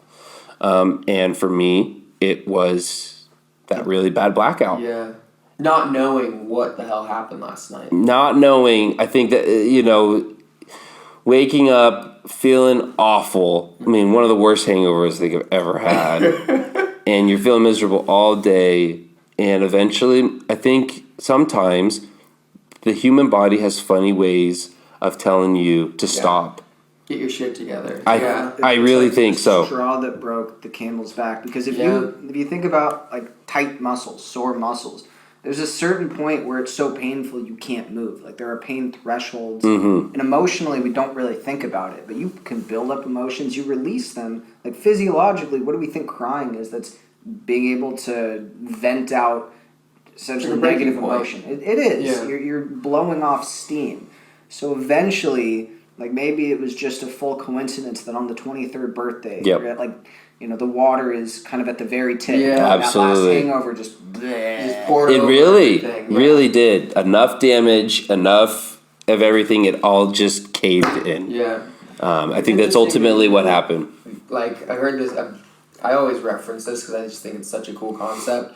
And I feel like this is a perfect example of this was your last, say, bender or blackout that Right. gave you this anxiety. And I always like to think anxiety means change is happening or needs to happen in someone's life. Wow. So, for I've instance, never heard that you before. woke up and you're like, all of a sudden your body is, like you just said, has this physiological disorder of like, oh shit, I have anxiety now, and like maybe it was your brain's way of saying, hey man, change needs to happen. Absolutely, You know? 100%. Yeah. And I'll get into it a little bit later how scientifically I got the answer that what you just said needed to change. Really? And I'll get into that in a little bit. So I see Dr. Khan. He gives me that diagnosis. Hey, it's just a generalized anxiety disorder. Do I really know what's going on in your brain? No. Yeah. How could I? How could he? The human brain is so complex. I just met you. Yeah, exactly. The human brain is so complex, though. It's not like you're just looking at, like we use the analogy of a broken bone, but it's not a broken bone No. because you can't just scan it. Neural network. And yeah, exactly. You know how everything works. It's so complex, but something awoke. Something did, Yeah. and we know something did because of what was going on in my mind and in my body physically. It was really starting to hurt, and that was an incredible day for me when I met him. When it came towards progress in my mental health, because I had an answer. You had a light. I know what this At the end is. of the tunnel. He had seen this before. He called it what it was. And he said, all right, let's make a plan. Yeah.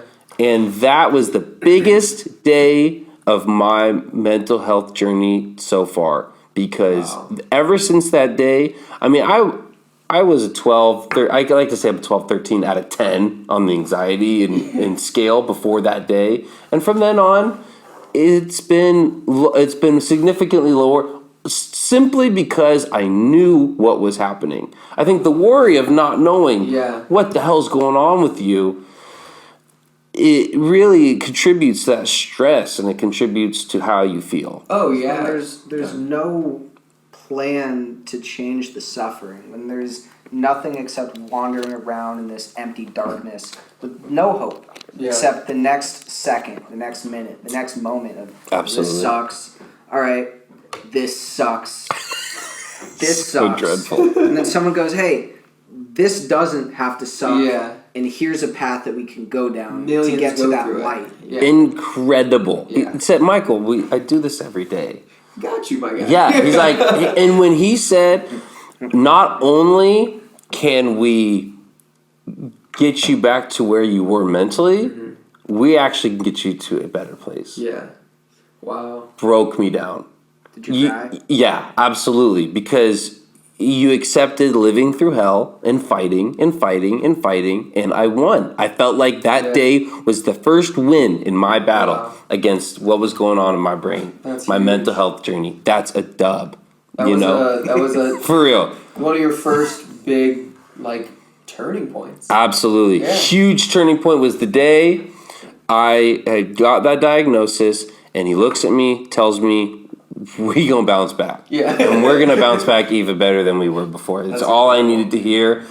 Let's go. Game time. Game time. 1 through 3 were rough, but we got 4 through 7 left. So we're gonna turn this around. So I was committed Yeah. until about a couple sessions in, he tells me, you have to quit drinking. Hell no. And I'm like, That's a tough one. you mean till mentally I'm better, right? You mean mentally, you're just saying quit drinking till I feel a little bit better, Temporary. right? Yeah, this is a temporary break, and then we get back right to it. Right back to blacking out all the time. No, Michael, no. If you want to calm the mind and you get back to being strong, minded individual who can manage this stress and anxiety, you're gonna have to go sober. Wow. And that one was a really tough pill to swallow on that day. And when I knew he was right, but I didn't want to admit it to myself. Like I loved drinking so much, I was willing to tell him, okay, we'll quit, Yeah. and then exhaust all my options. Yeah. Did you view it as an addiction at that point? Like, Yeah. So like, if you didn't, then that could be a good eye opener to, well, I have this game plan to not live this miserable life, but the only way to get on the track is to stop drinking. Yeah. You start to What's think, a mimosa? yeah, you know, you're so addicted and so in love with. This is so scary about addictions. It starts out as fun, then it becomes fun with problems. Yeah. And then it just becomes problems. It just snowballs. It's a slippery slope. It builds up. Like you said, it just snowballs until it's just out of control. Isn't it crazy? Like, I had literally been going through hell every day. Finally get to that turning point of getting a diagnosis. And doctor says, get sober. And you're like, Yeah. I'm gonna go back to the bad Can I get like a happy medium? Like, is there anywhere in the middle? I could just be a little anxious. How much still water drunk? do I have to drink? Like, is this a thing where I just don't mix some liquors? You know, I'll stick with tequila the whole night. Yeah. You start testing how many drinks can you have before it gets really bad. Yeah. So like, if I go out and I get 1, 2, 4 drinks, that'll be I'll stop. I won't black out again, and maybe the anxiety won't be so bad when I wake up the next day. Yeah. Was that the process, or what did you end up doing? That was. Yeah. I tested everything Little through medication hypothesis. too. Yeah, because so Dr. Calm started prescribing me medication. He said, the best way we're going to tackle your mental health diagnosis, and the best scientifically proven way, is through a mixture of cognitive behavioral therapy and medication. Now, taking medication alone is like taking pain meds for an injury. It's not going to heal what's going on with the broken bone or broken, ligament, torn ligament after surgery, but it is going to subside some of those symptoms enough where it's manageable. It numbs the pain enough to be able to work out, to go about To your do Exactly. the CBT, which, can you describe that a little bit more? Yeah, so cognitive behavioral therapy was something that Dr. Kahn really stressed on those who go through mental health journeys. Essentially, a lot of mindfulness, a lot of awareness, a lot of attacking your thoughts, identifying what is going on in your brain, that second person that's in your brain, that voice, writing down your thoughts, what's real, what is just being fabricated, and then getting down to the ultimate crux of your thoughts. And, for example, you go through a thought in your head, I'm going to be like this forever. Yeah.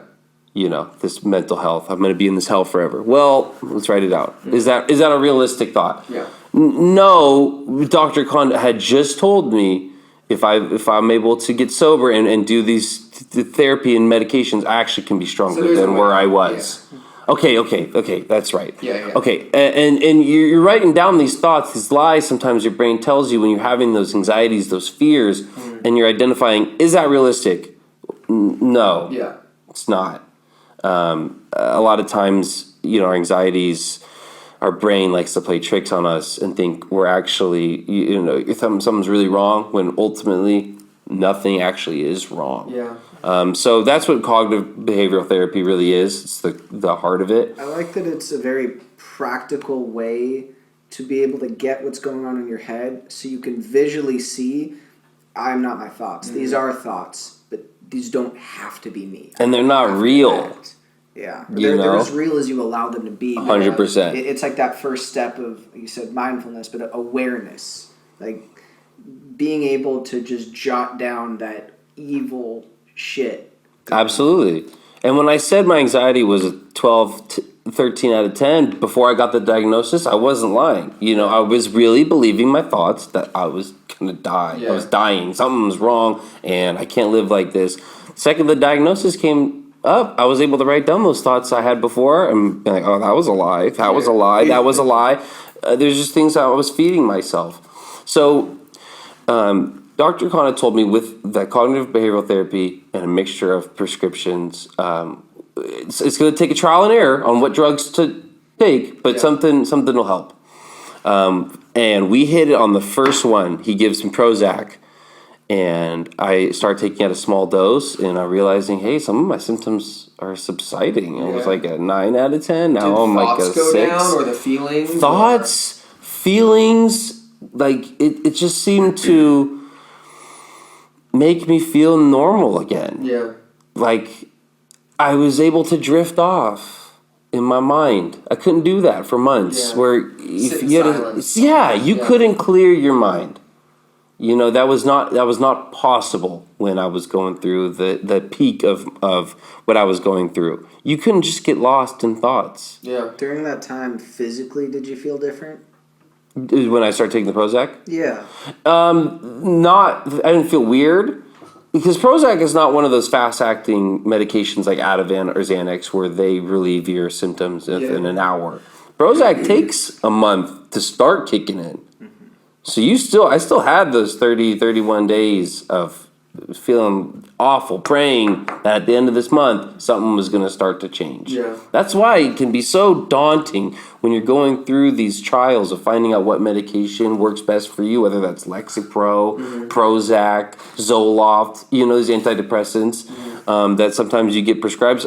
Sometimes it gets discouraging because you have to wait a month, and if nothing kicks in, nothing's really helping you after a couple months, then you got to start the whole process over. That's where the cognitive behavioral therapy is super important when you begin the process of trying to find something that's going to help subside your symptoms. So, because that's what's really rewiring your brain. It's the medicine that helps you get to that point. But if you got to keep consistent with like the journaling and the other, like, self-talk and confidence stuff and all that. 100%. Because cognitive behavioral therapy alone, you're going to see drastic improvement. Absolutely. Taking medication is also going to help relieve a lot of those symptoms, but that's not attacking what's really going on. You need both, or maybe the CBD. Some recommend some people just take or do cognitive behavioral therapy. Yeah. And some people believe that you should only do that, and medications is just a temporary fix. But that's not the case for a lot of people. A lot of people, you might have to be on these meds forever. Yeah. And you know what? I sit here as someone who I think that'll probably ultimately be, as that's okay. Yeah. Because ultimately Prozac doesn't make me personally feel any different. I feel like I'm the old Michael again, but it's allowing me to be the old Michael again. I love that. Do you think that there's any future where you wouldn't have to be on it? I'm totally open-minded to it. Things are going really well right now, so it's like if my doctor or psychologist believes, hey, let's do a trial run, maybe you don't need to take medication anymore. I would be very open-minded to it. I'm very trusting in him. But there's this part of fear that's in you, like, oh, if I stop taking this, will I go? This 30 days. Do I have to go back to, So there's a little bit of fear. It's a tiny bit of fear getting off. But if they believe, hey, you don't need to be on this anymore, then let's go for it. Let's try it.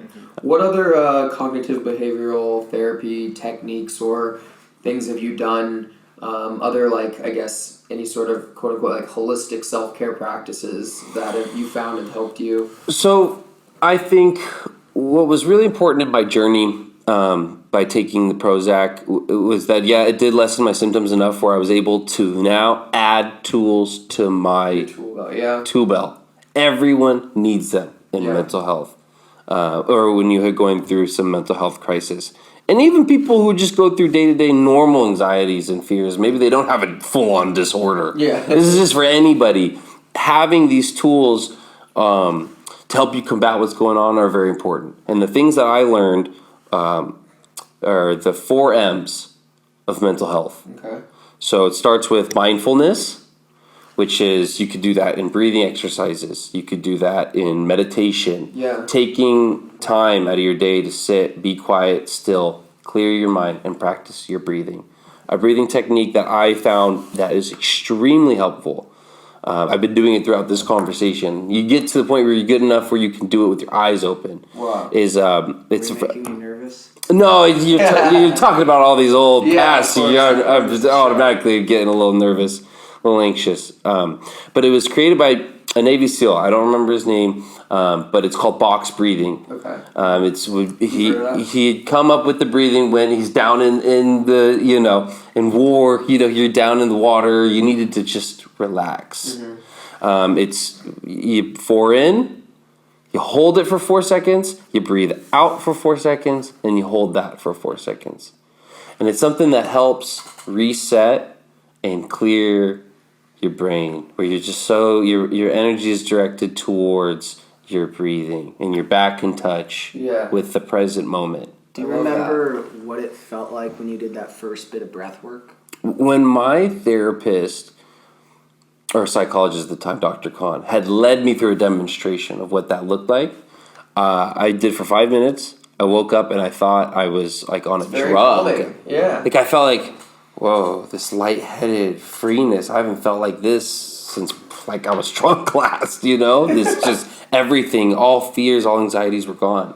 And he informed me, it is impossible to have anxiety if your whole body is fully relaxed. If your muscles are fully relaxed, you can't have anxiety. That's why you look back on it, why I love sleeping so much, because that moment right before you fall asleep.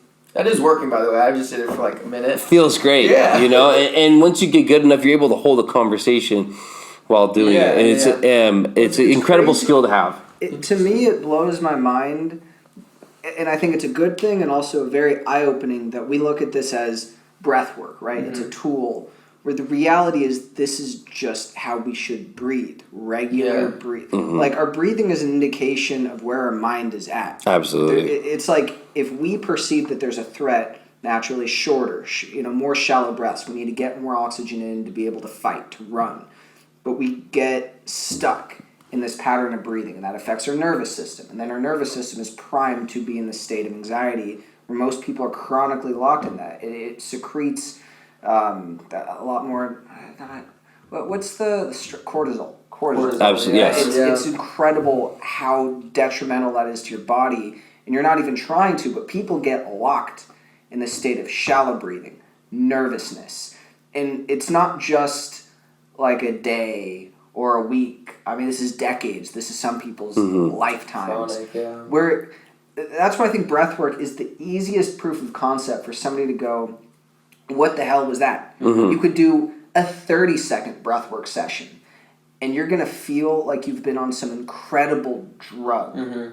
So it's just crazy that so many people are walking around and they have horrible posture. I mean, we all have bad posture at times, but you're hunched over. Your breathing is restricted. You're not really getting a full breath of air ever. You're always stressed. And what do? You drink. You take drugs. You self-sabotage because every moment is horrible. But there's a medicine in how we operate. There's a medicine in how we live, which is just being able to breathe. And it's so simple, and it would revolutionize how we view life. But it's still this, breath work. It's a concept. It's like understanding that there's not a stigma around it, because it's been like used and abused by a lot of like woo-woo, we like to say like woo-woo people, you know what I mean? And there's a lot of like woo-woo breath work out there, but at the end of the day, like what you just said, the fundamentals are like, it's physiological. Absolutely. So it's like, I think that's the most important and first step you can do now to relieving anxiety and stress now in this moment. So the 4 M's. First M was mindfulness. Second M is going to be mastering a new craft. So you say mastering a new craft, it could be a hobby. Getting your creative juices. Absolutely. You want, whether that's you love to play chess and you designate time every day to go play chess. Something you love. It's not work. It's not, something you're committed to and have to do. These are things that you love to do. Enjoying life. at Find its a hobby fullest. for yourself. Yeah. 100%. Yeah. Finding hobbies that make you happy, and things that can allow you to be creative, whether that's picking up a guitar, whether that's going to go surfing, whether that's, it could be anything, playing soccer, having a great time. Things that you love. Some people it's video games. Yeah.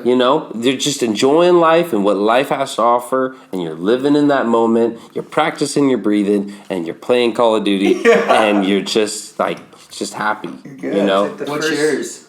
Yeah, what is yours? Finding things that I love. I love sports. Yeah. Like that. I've always been a sports guy. Since I was a kid, it's kind of Playing, watching. very competitive. I love watching it. I love listening to it. I listen to sports podcasts. I feel like that's my biggest escape. I love it. Is listening, like on my car rides, I listen to certain sports podcasts that I really enjoy that put a smile on my face. I love sports. I love watching it. Monday Night Football, I'm there. I was there last night watching the game.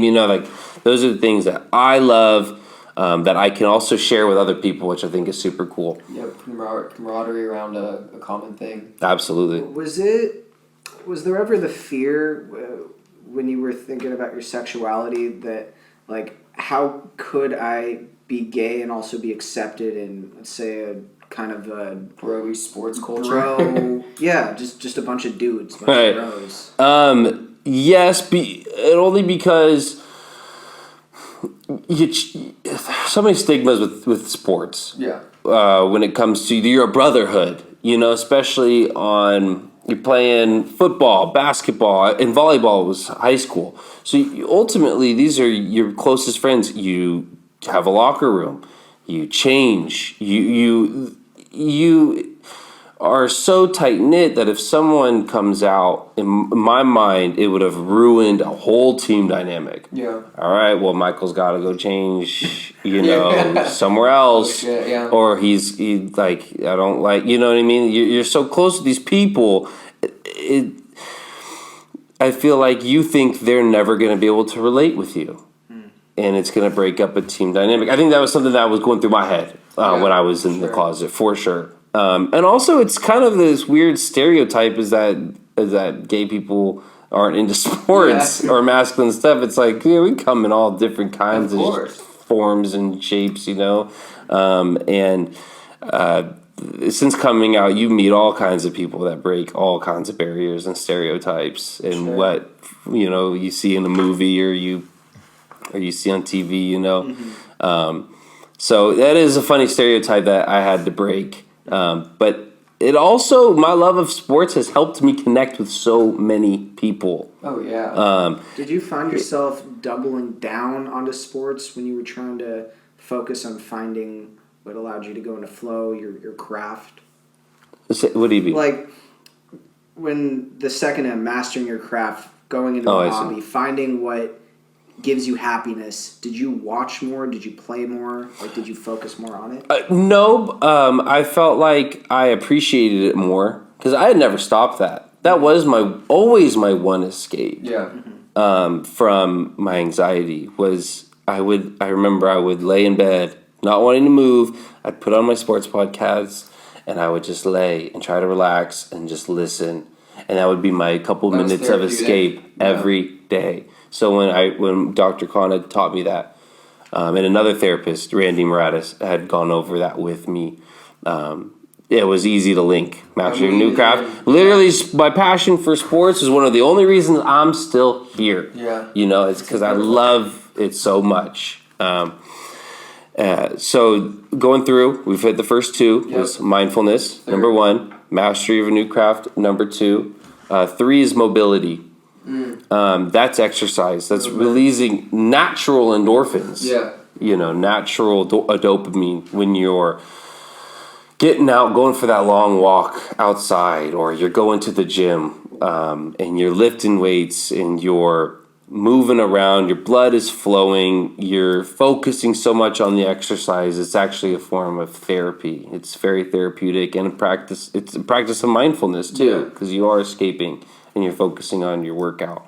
But being active is one of the most important things you can do for your mental health, because you're letting that energy get out and you're releasing natural endorphins that stabilize you. Oh, absolutely. Make you I mean, happy. We talk about it all the time. Like one of our, it's night and day difference in your mental game when you are at least getting out there, getting active. Whether it's just a walk, whether it's going to the gym, and it puts you in such a state of happiness. And you don't even need to be out there to be getting big or shredded or anything. It's just the motions of like bettering yourself. And like you said, like there's a lot behind that tie physical and mental. 100%. And you talk to people in the gym and you ask them, why are you here? Yeah. Half the time it mental. is for their mental health. Yeah. And they just never even said that to anybody.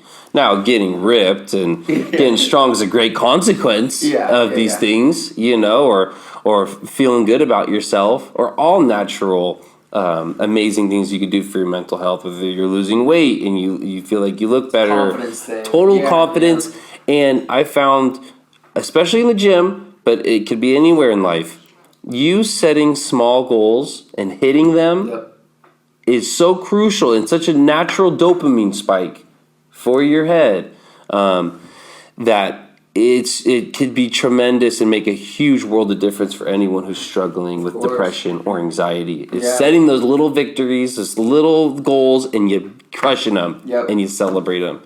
Big dopamine spikes. Yeah, we like to talk about like this concept of setting like an overarching goal, whether that's weight, whether it's physical, mental, whether it's relationally with friends, and just like overarching goal and work backwards a bit. So it's like setting like mini goals, like you just said, and then building like habits around that to get to that goal. Absolutely. There's also the accomplishment itself. It's many reminders along the way that I can succeed.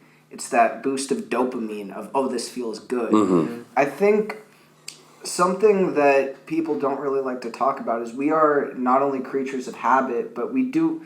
It's like, what is this word addiction, right? Mm-hmm. There's a negative stigma to it, fair enough, but we gravitate towards things that feel good. It's like when you accomplish something, you feel good. When you're moving your body, getting blood flow, like you feel good. And going back to why do a lot of people work out, I've heard how many times, oh, I'm just addicted to it. Mm-hmm. And it's like, sure, maybe you're addicted to getting in good shape and you want to have the washboard abs, but what you're doing every time you're doing that is releasing these endorphins, getting that rush of dopamine. Absolutely. It's so good for us. I think they're kind of getting addicted to the mental clarity. Yeah. Of course. I think that's big. Mm-hmm. I agree. So in review, we got mindfulness, we have mastering of a new craft, we have mobility, and we have meaningful connection. That's what we're doing right now. Yeah. That's what Origami is trying to promote and doing it successfully. Is you guys are creating an amazing platform where people have an opportunity to make those meaningful connections. Absolutely. I think it's so important. Why therapy is important, why having an amazing support system is important, is because you're able to trust someone, tell them what's going on in your life, and for that person to show empathy and listen. Yep. And that's all we need. So important. Is to be heard. I think it's so important for our mental health journeys is to be able to communicate what's going on with someone else, and by just even saying it, helps heal. Really does. It's like words are how we express thoughts and emotions. I mean, everything starts emotionally, and then it gets converted logically, and then we can speak it. And I love what you said. Being able to give people a space to communicate, to be authentic. It's everything. I think deep down, we all know what we need. And we all know what we need to change. I think about it because my solace, or going back to how the thing that allowed you to just drop in your flow was laying in bed listening to podcasts. Like for me, that was the same thing. I would just stretch and listen to podcasts, and anything outside of that still is most days, but it's just like misery. It's suffering. But that's your release of being able to disconnect. Absolutely. And yeah, it's powerful. Yeah. Yeah. I think anyone who wants to make a change in their life, and like you said, anxiety, your body's telling you something needs to change. Yeah. For me, that day when I got diagnosed and I got that anxiety disorder, woke up, my body said, "All right, you've been living, doing whatever you want, drinking all the time, and unfortunately, you're punishing yourself." Yeah. And something needed to change. Absolutely. And that's where I think a lot of the 4Ms can come in and help anybody. It's why it helped me a lot. Yeah, well, I think it's all four, like you said, but you wouldn't have gotten to all the other M's if it wasn't for the meaningful connections, right? And you think course. about that, it's if you hadn't told your buddy and and verbalized your emotions, then you wouldn't have been able to process, it's not so scary to do so. Absolutely. And it was the cornerstone of unraveling everything that's got you to this point, was having a single meaningful connection. So it's like our slogan's like keep in touch these days, and like we want to facilitate authentic conversations, because imagine if you had that conversation a year or two before. Yeah. Or in high absolutely. school, or you know what I mean? Like your entire life would have been shifted, and for good or for bad, but at least it's like, I think it all starts with the conversations. Always does. And that meaningful connection, you're right, is what made me confident in who I was, in my sexuality, and coming out. And every day I look for meaningful connections, and that's why I chose the career I did in food and beverage and hospitality. Yeah. Is because I get to make amazing, meaningful connections with guests. Absolutely. And my team members every day. I think that's why I loved working in the hospitality industry, was because genuinely at the end of the day, that's where my passion was making those meaningful connections. And food and beverage gives me the outlet to be able to do that with guests. Absolutely. So going back with Dr. Khan, I had gotten diagnosed with the disorder, started taking the Prozac, started doing the cognitive behavioral therapy, and he tells me, you need to get sober for this to all really make the big change. Yeah. So, I mean, at this point, was this just consistently of, okay, great job, you're putting in good work, remember, you got to get sober, remember, you got to get sober for it to stick, and then was there a point, like what you're describing, was it like, all right, cut this shit out, like it's time to get sober? So what happened was, Dr. Khan wasn't as nice as you were just about it. He would start out with in my session, and say, "Are you sober?" I say no, and then he would go through, "Why not?" And we'd go through and he would just combat to the point where, like, all right, you're making me feel like a loser because I haven't quit. But that's how scary addictions can get, and so eventually I stopped seeing Dr. Khan. I stopped going because He's a hater. Well, yeah, he's a hater. He's right, but the thing is, we were no longer getting anywhere. Yeah, fair. I was just showing up just to get berated about going sober. Just getting roasted. I'm like, hey man, I've added some great tools to my toolbox. Yeah. I got the meds from you. Thank you. Yeah. But I ain't going sober, so I think our work here is done. And so I left. And right? And I started doing my own thing. I started drinking and partying and still doing the same stuff. Anxiety was still at like a 6, 7, 8. Yeah. Better than the 13. Better than the 13. Yeah. Not a 1. Not a 2. 6 or 7. Okay, I can live with this. Yeah. Maybe when I was hungover, it'd go to like an 8. Okay, that'd be tough. Yeah. We'll drink it away. Yeah. And that's when the drinking really started. And what really helped it, what really was the gasoline, was during the beginning of COVID. Mm-hmm. So on St. Patrick's Day, I remember I was bartending, and the owners had told me, hey, we're closing down. And we're going to close down for 2 weeks. I think Governor Newsom had given us a 2-week ban at the time. Mm-hmm. At the very beginning. No one knew what was going on, but we're all just going to hide for 2 weeks and see what happens. Well, 2 weeks goes by, and now it's a month. Yeah. And now it's 2 months. Now I'm collecting EDD because I can't get a job. Yeah. And throughout the whole time, I'm drinking. I'm at home. Now getting paid by the government. Not working for the first time since I was 17 when I would work 10, 12-hour days every day. Now I have all this time, all this energy. Where am I going to put it? Yeah. I put it into Social life. drinking and drugs. And I did a lot of cocaine. I drank a lot every day. My friends were the perfect excuse. We're in my apartment. I was at San Clemente at the time. There wasn't really a pandemic in San Clemente. Yeah. I think it skipped over that city because I was out at the bar every night. Nothing closed down. No masks. It's like we were living in our own world from everyone else. Yeah. So for us, this was a paid vacation. Yeah. And I'm just going to use all my resources on doing what I loved, and that was my addictions. Yeah. And so drank every day, doing drugs every day.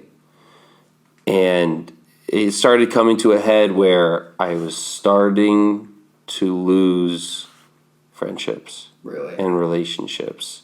Because of the drinking and the partying. And just being an idiot, blacking out all the time. Yeah. And I would continue drinking because it was fun and because it was relieving my anxiety.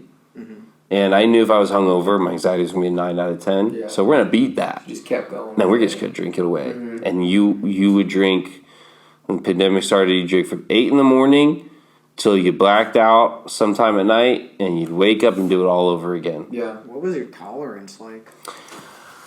I was drinking a lot. I'd probably, every day, we would go through a couple handles of vodka. Yeah. I was to a point where I wasn't even drinking beers or seltzers anymore. I wasn't Just fast cups enough. Of mixers. And, You're just drinking. My tongue would be so like sandpaper from drinking pineapple juice and vodka, and all the acidic. You're so acidic. Your tongue is gone. It's just like the Sahara Desert. But you're just drinking hard alcohol. You're skipping all the soft stuff because it's not doing the trick anymore. Yeah. But then you're buying bags of Coke because you want to keep the drinking going. Yeah. That's how you got to 2 a.m. You know, so we're just on this big old bender, this big old party, and I started being an idiot, doing dumb stuff, losing a little bit of friends. You can see them; they're giving those warning signs, like, "Hey, you're actually a little too crazy," and we're starting to separate. Family's not trusting you anymore. Yeah. Friends are starting They're not to hitting you up as much. No. They're not responding as much. worry. And when they do, it's just they're worried. Yeah. It's never fun conversations. Yeah. It's just, hey, what's going on? Yeah. It's like all that's doing is contributing to the anxiety. So Yeah. you have to drink more to dull that. You drink more, you become more of a nightmare. They're more worried, and it just It's a vicious spirals. circle. Yeah. And ultimately, I remember the day I decided it was over. It was October 30th of 2020. Really close friend of mine pulled me aside and said, "You're about to lose me, and you're about to lose a lot of friends if you don't get your shit together. Really. If you don't get sober, you're about to lose everything that you love." And if you remember, like, when I was going through that fork in the road, when I was going through that hell, when I first got that mental disorder, I said, either I'm going to give up or I'm going to keep fighting on. And my biggest motivations was my family and friends, because that's who I really love, and that's why I keep getting up. Because I love them, and I appreciate them so much. It was a clear answer. And so the second that was a threat, Dr. Khan was right. Yeah. It goes back to meaningful connections too. It's like another little turning point in your life that is, from, people being real with you. Mm-hmm. And, I think that it's huge. And, I've had those conversations with my friends. I had a lot of friends up in San Francisco that, the pandemic had turned them into alcoholics and drug users. Absolutely. And it resulted in a lot of, either, lost jobs, rehabs, all that kind of stuff. And we've had multiple interventions. And it's like, that's the kind of stuff that really saves lives. 100%. If he didn't pull me aside that day and tell me that I was about to lose a lot of people, I don't think I'd be sober right now. Yeah. I don't think if I never got that conversation and people kept pretending like everything's cool, we'll be around, you'll figure it out. The threat of them, dude, we can't even be around this anymore. You're so toxic. Yeah. If you Scared me. hadn't have been visiting your doctor at that point, you didn't have the 4Ms, if you didn't understand that there was hope before you ever had that, you were still lost, and you had a friend come up to you and say, hey, if you don't cut it out, like, we're done. That's a good point. How would you have responded to that? And this is when I had Like, the let's mental say- disorder. Yeah, this is like you, well, not even the mental disorder, but I guess If you so. hadn't talked to a psychologist and you didn't have that awareness, how would you think you would have received that tough conversation? combo? Yeah. I don't know, because addiction is so powerful and so strong. It really skews everything It you warps your think in your mind. If I didn't know that there was a potential out from all this, who knows how I would have reacted. I Yeah. could have been like, F off. I'm gonna keep doing this. This is what makes me happy. I think ultimately the love from my family and friends was so strong that the second that threat came, I was out, and I guess knowing and having the confidence that I could bounce back, it was a big game changer. Absolutely. You look back on it, knowing I could just give this up and go back to having those meaningful connections with my therapist, and I can work on myself, and I can bounce back. The confidence to do it. I think it's important to have those tools because to answer your question from my experience, I had a bunch of friends that had to learn the hard way. We had tried interventions, we had tried, Right. Like having the conversation and I know, but until they internally wanted better for themselves, nothing happened. Absolutely. And it came to a catalyst, a breaking point, if you will, and you're lucky to have that, have had those tools. So where it was just a friendly, like, hey man, I don't know if I could be your friend anymore. That was your switch, Big rather trigger. than an overdose or Exactly. Know what I mean? And a lot of people, I guess, don't have that support system, or they don't know they do, or they don't know about the resources of getting sober.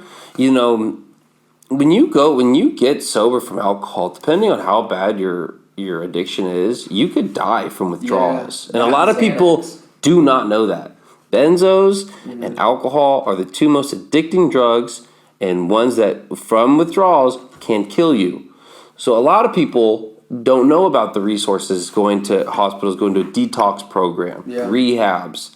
They don't know about these resources to use. And so when they quit and things start feeling funny and they really want to drink again, they just start drinking. And then they start feeling there is no escape. But I think people understanding that there is help for everyone that needs it. Those resources are available, and I think with Origami promoting them, I think could turn a lot of people's eyes and educate a lot of people on how to seek that help. For sure. I think one of the biggest things most people miss, it's the awareness that there can be something different, that there can be something better. And I've talked to Austin about this extensively. I love this. I don't love the concept of addiction, but I'm fascinated. Oh shit! I realize, am I even close enough to it? Yeah, you are. Anyways, it's this not even the concept of addiction, but why do people get addicted? Why do we escape? It's because life is tough. Life can be miserable. Life can be suffering. But it's like logically, you could say, okay, well, this action is really bad for me. And if I keep taking this action, it's only going to get worse. I don't have to have this action, but if I don't do that thing, then I'm just suffering. And I think it's just this mass misunderstanding that these feelings of anxiety are bad, that these feelings in general are bad, when they're legitimate feelings that we have never been trained to understand and to utilize. Like that same feeling of anxiety can also be excitement when you just change the narrative a bit. 100%. Yeah, Change the you don't have to scope. mask it just because it's a negative feeling. Everyone's used to chasing positive feelings. It's like learning to sit with the negative feelings, or at least like you understand that that's part of the human experience. And when those thoughts come in, analyze them for what they exactly. really are. Thoughts. Not real. These are all just things that inner voice is saying. And we all have the ability to sit there and analyze what's real or what am I just fabricating? What's really just anxiousness and anxiety. Absolutely. Yeah. So what was so I guess kind of wrapping up the I guess the positives. So once you had that conversation, what was the getting through the light at the end of the tunnel? So that day I went home after that conversation. So I remember October 30th, 2020. I remember. And I sat there and I said, all right, are we willing to get sober or are we going to continue to do this and just always be at that 8 out of 9, 7 anxiety, and lose my family and friends? And it was an easy decision for me after that conversation. I think I broke down crying, went home and said, enough is enough. I'm done hurting my loved ones. I'm done hurting the people who support me and think about me. I'm done hurting myself. I'm done hurting myself. Yeah. This isn't a life I have to live. Yeah. I could be happy. You're in control. I'm in full control. And from that day forward, I quit. I woke up sober on October 31st. It's Halloween. I got several friends hitting me up, wanting to go to parties. I said no. Nice. I'm going to sit here on this couch, go through withdrawals for a week, and see where we're at. Don't recommend it at all. You need to go see, if you're going through some serious withdrawals, go see a medical professional. It is stupid of me to sit through by myself. I could have died. Really dumb. I had too much pride, though, to call up my mom again and say, take me to the hospital. Take me to detox. So dumb. However, I did it. I sat on that couch. I couldn't sleep for a week. I was throwing up nonstop, going through absolute hell, and kept reminding myself every second of that. It's going to be okay. Things are going to be okay. Keep fighting. Keep fighting. Everything will be okay. Just kept telling myself. That the love you have for your family and your friends, once it was brought to your attention that you're going to lose that, all of that suffering that you had been going through, that was just that 13 out of 10 misery, it doesn't pale in comparison to the loss of what would happen if you kept going down that path. Absolutely. Losing my family and friends and the respect and love I had for myself was the world. That's all I was living for. Yeah. Like I said, I didn't have dreams. I didn't have goals. All I had was the now, and I had the people who made me happy. And so quitting, going through that week of just misery, hell, every day. By the 5th day, I got up anxious as hell, but not sick, not physically sick anymore. And I remember getting up for the first time, and I showered, and I left my apartment. And from that day forward, that moment I walked out of that apartment, never even thought. Is that November 4th? That's awesome. It was probably November 4th, November 5th. Your birthday. My birthday. Right? And and I knew walking out that door that day, I was gonna go be sober forever. Nice. And my birthday come up in 2 weeks after that, November 14th. Nice. No, the big, real big test. Oh yeah. But it didn't. One track minded. I knew I had given it up that day and wanted to now address my brain and getting my anxiety levels down to So two or three. Since then, it's been back to therapy, working on yourself, the 4 M's. Practicing every day. trying to get better by 1% every single day. And I thank God I had some of those tools before, but I've been adding tools. Yeah. You know, with continued therapy, I haven't relapsed once. Nice. I've been sober, thank you. That's huge. Since October 31st. It's Halloween 2020. And Wow. I remember every Halloween now it comes up. Coming up 3 years. Just, yeah. Yeah. Right. It's awesome. And I think without that, I would never be where I'm at today, holding the career I do now as a food and beverage manager at a luxury resort. Let's go. It's like something I never thought was possible for me. But knowing that going to therapy, practicing the 4 M's, I knew I was going to get stronger and stronger and stronger by the day. And I was going to be able to manage this beast that had been awoken in my brain. And I'm not going to sit here and lie and say every day I'm 0 out of 10, 1 out of 10. There are spikes. There are days that are 3 out of 10. Yeah. Days that are 4 out of 10. But I have the tools now to combat anything that's thrown my way. I love it. I have the confidence that if I feel an anxiety attack or something's coming up that's really going to mess with me, where if one hit back in the day lasted months, now lasts 5-10 minutes. Yeah. Crazy. So what would you say to your now self to like rock bottom Michael? I would tell him, you did it. You know, all those hard fought days you wanted to give up. You did it, man. And keep fighting. Keep fighting forever. What would be the advice that you would give him though? I would tell him, don't forget why, because once the why becomes so great, the how no longer matters. Wow. And that's powerful. Never forget your why. I think old Michael, when he first learned his why, it didn't matter how to get sober, how to get better mentally, how to do any of this. When I sat there, that fork in the road, wanting to give up, and the why of living became greater than the how, or the why became greater than the how, it was an easy decision. Easy. Yeah. Like, didn't matter what happened. Both forks in the road, you thought of, okay, my family. It was an easy decision. Easy. And from then on, whatever is needed from me, I'll do.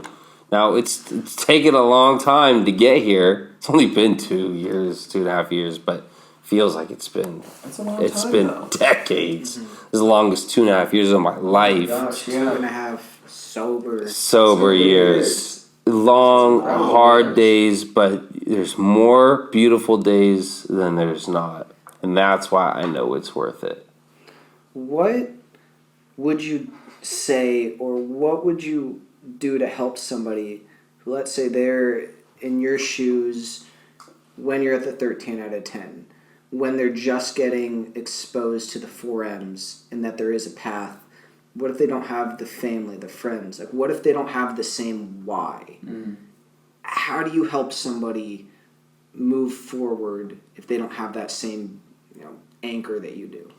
So if I were sitting with someone like that and they had come to me and asked me what to do, I would go through and try to educate them like I did when I got my diagnosis. Now, I wouldn't be able to diagnose them, but I can share them my story. I can share them what I did, the universal truths, the 4 M's, the breathing, the mobility, doing these cognitive behavioral therapy. I would try my best to educate someone. There is hope. There is hope for everyone. And by sharing my story and my testimony of how I was able to turn things around, I think would be able to give anybody enough hope to keep fighting. Absolutely. Every single day. And things will get better. They will get better.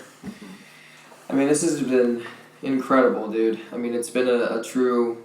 I mean, I feel like it's we're super blessed to have had you come. And, Thank you. And honestly, like, everything just coming together like this, having you as our first Turning Point guest couldn't have been more perfect. Yeah. It's beautiful to hear your story. Like, it's so many points. I've been more quiet than I normally am because it's just a treat to listen to you tell your story. Yeah. And because I know that what you're saying is so pure, and it's just sitting in this realization you're going to help a lot of people. And that's the whole point of this, to be able to share your story, be able to help resonate with others and inspire them and remind us that we're so much more connected than we think and then we realize. And it is conversations like this. It's being able to normalize the conversation of this crazy, treacherous yet beautiful life. Absolutely. And I think like what's your spark now? Like what's next for you? What are you doing right now? Just I guess talk a little bit more about how far you've come, like your current job. I mean, what's next for you? What's obviously you've preached your message to others, but I guess what's your goal these days? So I used to not have dreams. Food and beverage manager. Yeah, I used to not have dreams. I used to not have goals. But I think getting a clearer mind, being able to tackle everything that was going on with the addiction, with my mental health, I was able to find my true passions, what I really love to do, and that's conversation, that's meaningful connections. And I found an amazing outlet to do that in with food and beverage. Yeah. Everyone needs to eat, everyone needs to drink, and a lot of people get excited over the two. Oh, hell yeah. and so being able to put on, host, and facilitate memories puts a smile on my face and I leave work every day with a smile. I really do. Like my heart is full, like a servant's heart, And so now, I want to take this wherever I can. I want to potentially run my own food and beverage outlet. Yeah. Whether that would be in a club, like a fun night spot where people can come and be safe and enjoy themselves and listen to fun music and just dance and have a great time, whether it looks like something like that or a fun restaurant where people can come together, get away from the world and just enjoy a beautiful meal together in community. Things like that are now my goals. I ultimately do I have a position in mind? No. Yeah. But something cool I think one day would be able to own my own nightclub or my own restaurant or my own spot where people can come and just enjoy life, where people want to be when they're not at work, when they're not with family. There's people they could bring their family too, but somewhere where people just they want to have fun and meet people who are just like them. Those are the things that I found a passion for. That's my ultimate goals. Yeah. Can I come? Yeah. You can come, Connor can come, the whole origami community, welcome. Absolutely. Yeah. We'll get together. We'll have some fun. Well, this has been incredible. I mean, I don't. Do you have any last words? I think we've touched on pretty much everything, then some. Well, actually, why don't we end with this? What would be your message to anyone out there that's going through something similar? Yeah, related to your story. I think that people who are going through addiction, people who are going through mental health issues, which go hand in hand a lot of the times. Oh, yeah. Because you numb yourself from when things are getting tough. What I would tell them is it's worth it. It'll get better. Keep putting in the work, and the results will come. Absolutely. Don't ever give up.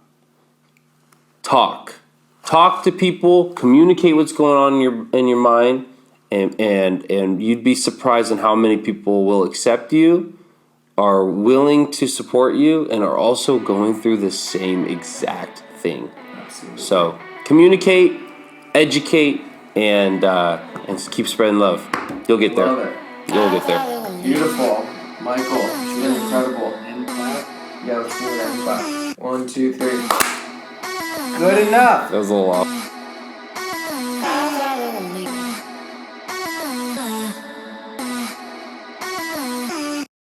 Leaves, gold strings, gold leaves.